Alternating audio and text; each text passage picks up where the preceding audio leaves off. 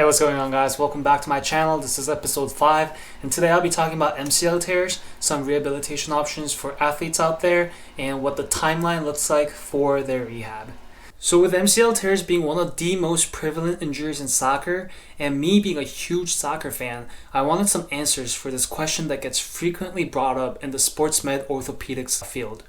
The question is, do you need an MCL reconstruction surgery for your MCL tear? Now, of course, the answer depends on the grade of the tear and whether or not the athlete has torn other structures around the knee. But today, what I'll be focusing more on is what the timeline looks like for athletes that decide to go the non-operative way and the athletes that decide to get the MCL reconstruction surgery. I'll also be discussing the pros and cons for these two options and telling you guys what my personal preference would be if I'm working with an athlete that has a torn MCL. So MCL injuries are most commonly caused by lateral blow to the knee during the game by another player, which means that your knee is going to experience an extreme external valgus moment.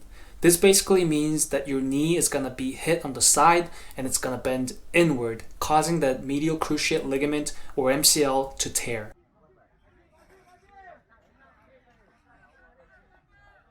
So most of the time you're going to know you tore your MCL because of the pain or swelling, but a more scientific way to do this is to see if the athlete has physiologic joint laxity when you perform a valgus stress test on their knee. With valgus stress tests at the knee, what we're going to do is you're going to have the patient or your athlete lay on their backs and with one hand kind of stabilize their knee by reaching behind their kneecap, and with another hand you're going to have it around their ankle, and what you're going to do is you're going to apply that external valgus force, meaning you're going to bring their ankle out.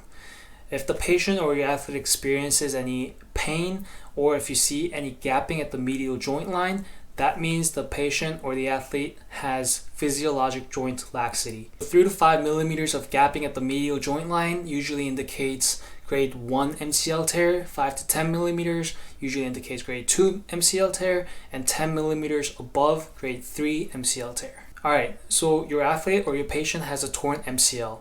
Now what do we do? Like I said, we have two main options, surgery or no surgery, and we'll start with surgery. Alright, so what MCL reconstruction surgery essentially is you're replacing that torn or injured ligament using donor graft or hamstring graft. The athlete is then going to be in braces and full knee extension for the first 6 weeks after the surgery during the first phase of post-op rehab, and moving on to weeks 8 to 20, they can finally start to move on to exercises that build on muscular endurance and strength.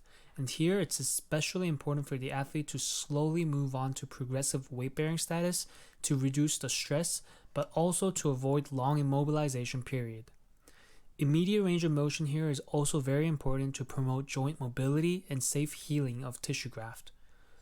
Week 16 to 24, athletes going to do a lot of close kinetic chain exercises now with their previously injured leg planted on the ground to really strengthen the quad and other surrounding muscles near the knee, and also some functional drills specific to their sport before finally being able to return to the field.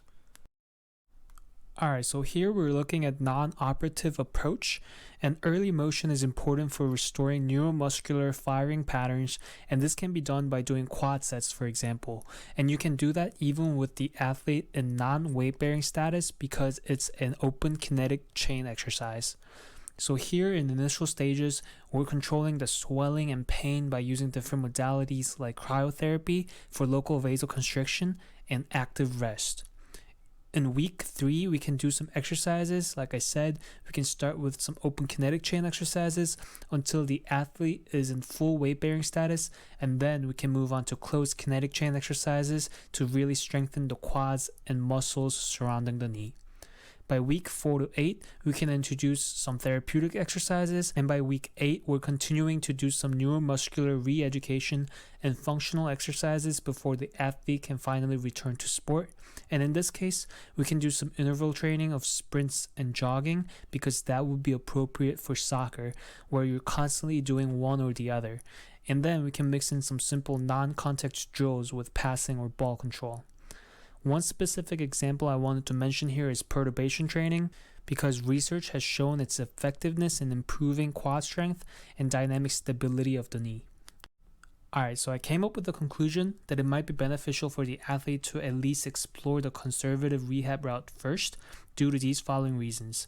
Number 1, although overnight stay is not common, there can be many complications related to surgery, like the cost, time taken off due to surgery, and post-operative rehab, and many others.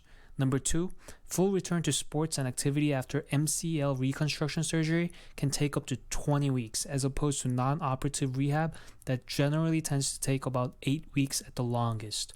And finally, rehab process is very functional and versatile for athletes that partake in non-operative rehab, because we can always adjust as we go, and the rehab would heavily depend on the motivation of the athlete. Something that's also important to note here, success of conservative MCL rehab would rely on intact ACL as well as the degree of tear. Okay, so quick disclaimer before I end today's video. I am not a medical professional yet. I'm just very intrigued by this topic, and I wanted to share with you guys what I learned through doing some research. So if you have a torn MCL, you should definitely visit a medical professional. But I hope you guys enjoyed the video. I'll be back with more. So thanks for watching.